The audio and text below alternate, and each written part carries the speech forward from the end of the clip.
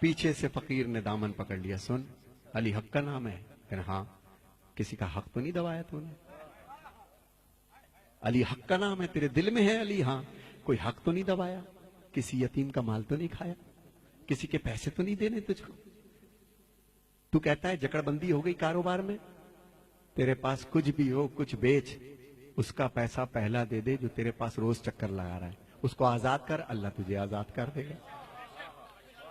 کیو T V پہ لکھا ہوا تھا جناب, ایک جملہ لکھا ہوا, شکیل بخاری صاحب لکھا تھا.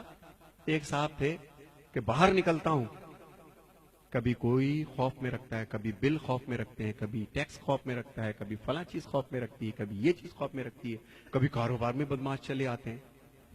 خدا کی قسم فقیر نے ایک جملہ کہا, کہنے لگا اللہ کہتا ہے جن کا تو وارث ہے اپنے گھر میں ان کو حالت خوف میں نہ رکھ, ورنہ اللہ تجھے باہر حالت خوف میں رکھے گا. خدا کی قسم یہ میں معجزہ دے رہا ہوں. گھر میں جانا اپنے جو جسٹ میرڈ ہیں, جن کی بیویاں ہیں, آج مولا علی کی محفل کے صدقے میں جو مولا علی کا پیغام ہے وہ دینا چاہتا ہوں میں. تم گھر جانا اور اپنی زوجہ سے صرف ایک لفظ کہنا کہ اگر کبھی تجھے زندگی میں میری کوئی بات بری لگی ہو تو آج بی بی فاطمہ الزہرا سلام اللہ علیہ کے صدقے میں مجھے معاف کر دے. اور میں کوشش کروں گا کہ میں غصہ نہ کروں تاکہ باہر والے مجھ پہ غصہ نہ کریں. کل کا سورج نکلے, اس سید کی زبان یاد رکھنا, دنیا مہربان ہو جائے گی یہاں پر, خوف ہٹ جائیں گے دل سے. جن کا تو وارث ہے ان کو حالت خوف میں رکھے گا تو جو تیرا وارث ہے تجھ کو ہلکا سا ٹچ تو دے گا نا. پھر بھی وہ بڑا رحیم ہے, پھر بھی بڑا رحمان و رحیم ہے. اور جو میرے بچے یہاں بیٹھے ہیں, بہت دور دور سے چھوٹے چھوٹے بچے آئے ہیں. اچھا کیا لینے آئے ہو؟ خیبر سننے؟ مولوی صاحب سنائیں گے. خندق سننے؟ وہ بھی مولوی صاحب سنائیں گے تم کو. میں تو بیٹا یہ بتا رہا ہوں کہ تمہارے باپ کے بال اب سفید ہونا شروع ہو گئے, چشمہ لگ گیا ہے بیٹا. تمہارا اسکول نہ جانا ان کے کلیجے کو کاٹ دیتا ہے. تمہارا کاروبار میں دلچسپی نہ لینا جو اتنی تنکا تنکا کر کے تمہارے باپ نے ایک سواری بنائی ہے. تم دیکھتے نہیں ہو کہ گھنٹوں یہ اکیلا بیٹھا کیا سوچتا رہتا ہے؟ تم سمجھتے ہو ٹی وی دیکھ رہا ہے, خدا کی قسم ٹی وی نہیں دیکھ رہا ہوتا. یہ یہی سوچ رہا ہوتا ہے کہ پتہ نہیں ہم میرے یہ 3 بیٹے ہیں, 2 بیٹے ہیں, اللہ میرے کاروبار کو سنبھال لیں, میری عزت کو سنبھال لیں. تو میرے بچوں جہاں جہاں مولا علی کے اس میں تم لوگ آئے ہو, وفادار ہو جاؤ اپنے ماں باپ کے, اس سے پہلے کہ وقت تمہارا گزر جائے, اس سے پہلے کہ تمہاری اولاد ہو جائے. ہائے ہائے ہائے, مزہ تو اس مجلس حسین مولوی صاحب, مزہ تو مجلس حسین کا جب ہے. فقیر کہتا ہے کہ مجلس ختم ہو, 250 بچے اپنے باپ کی جوتیاں لے کے کھڑے ہوں.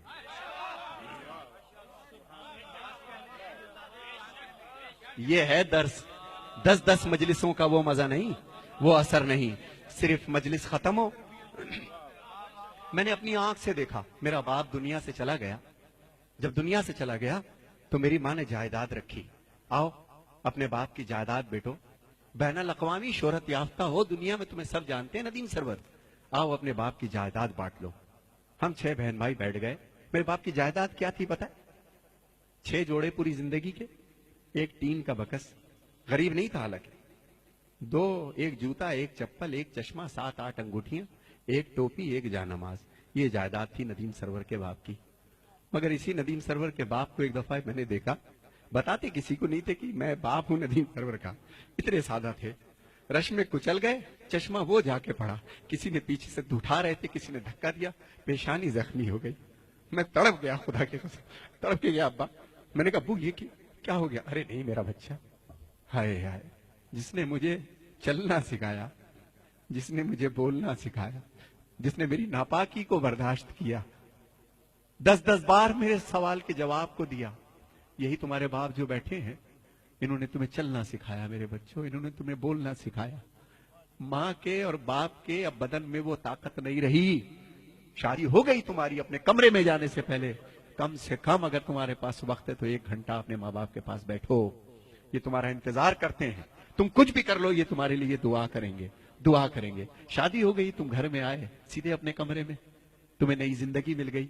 مگر وہ آنکھیں, ہائے ہائے, وہ آنکھیں کہ اوڑھتی خود تو بوسیدہ لباسوں کے کفن اور چاہتوں کے پیرہن تم کو پہناتی ہے ماں. ہائے ہائے ہائے, ہے پہلے بچے کو کھلاتی ہے بڑے ہی شوق سے، بعد میں جو کچھ بچے وہ شوق سے کھاتی ہے ماں۔ اور پیار کہتے ہیں کسے اور مامتا کیا چیز ہے؟ کوئی ان بچوں سے پوچھے جن کی مر جاتی ہے ماں۔ خدا تمہارے ماں باپ کو قائم رکھے۔ میرے بچوں، چاہتے ہو تمہیں علی مل جائے؟ چاہتے ہو تمہیں حسین مل جائے؟ وہ بی بی سرکار حسین کی ماں ہے، کس کو چلائے من تو منانے؟ ہے تیرے پاس اتنا بڑا کردار کہ تو حسین کی ماں کو منا لے؟ اس کی جو کنیز تیرے گھر میں ہے نا، تیری ماں، پہلے اس کو منا،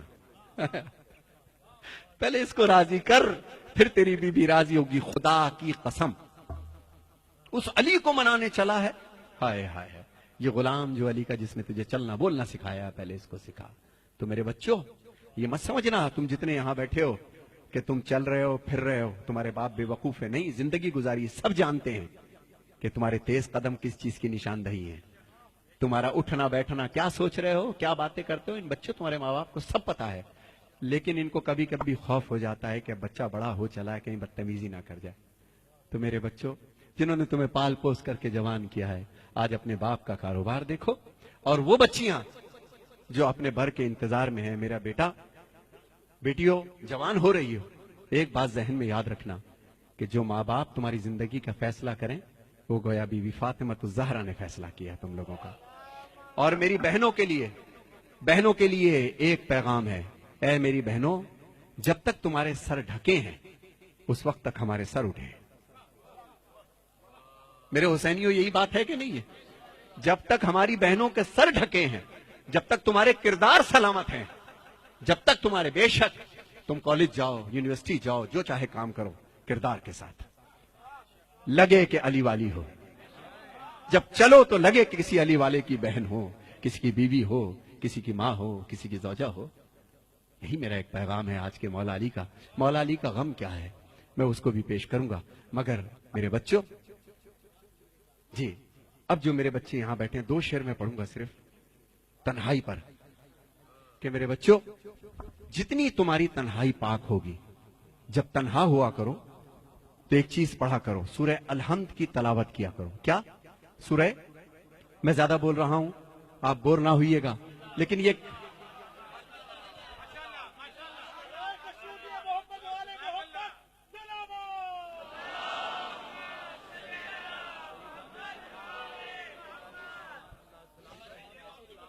یہ میری اماں کی باتیں ہیں، یہ میری امی کی باتیں ہیں، جنہوں نے بچپن سے سکھائی، اور میں اب بچوں تک وہ چیز میں پہنچانا چاہتا ہوں، بچوں تک پہنچنا چاہتا ہوں۔ تو میرے بچوں، یاد رکھنا، اب جو میں کلام پڑھ رہا ہوں، جس وقت تمہیں کوئی نہیں دیکھ رہا ہوتا، مت سمجھنا کہ تمہارے ماں باپ سمجھتے نہیں تم کو کہ تم اس وقت بھی کیا کر رہے ہو۔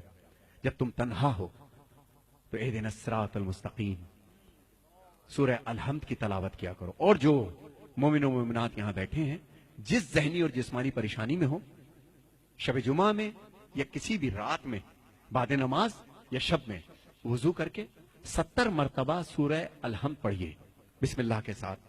معصومین فرماتے ہیں کہ عجب نہیں ہے کہ مردہ زندہ ہو جائے۔ دوبارہ نہیں بتاؤں گا۔ اور ایک چیز، اگر کوئی بہت بڑی پریشانی ہے تو 10 تسبیح اللہ الصمد، اللہ الصمد، 3 صلوات پڑھ کے اللہ الصمد، اللہ الصمد، اللہ الصمد، تیسرا سورج نکلے گا اور تمہاری مشکل حل ہو جائے گی انشاءاللہ۔ ایک شخص تھا جس کو پھانسی کی سزا ہو گئی تھی، اس نے قید خانے سے کسی کو پیغام بھیجا تھا، کسی آیت اللہ نے اس کو پرچے پہ لکھ کر کے دیا کہ تو بے گناہ ہے، اور ہو سکتا ہے کسی زیادتی کی بنا پر یہ پریشانی دیکھ رہا ہو، تو کسی کو پریشان کیا ہو، کسی کا دل دکھایا ہو تو نے، تو اللہ الصمد کی تسبیح کر روزانہ 10 دفعہ، اور دوران تسبیح اگر تو 4 دفعہ کرے اور بیچ میں سے کٹ ہو جائے کسی وجہ سے تو باقی 6 بعد میں کر لو، 10 اس کو مکمل کرو، روز کرو، انشاءاللہ 3 دن میں تمہارے مسئلے کا حل آئے گا۔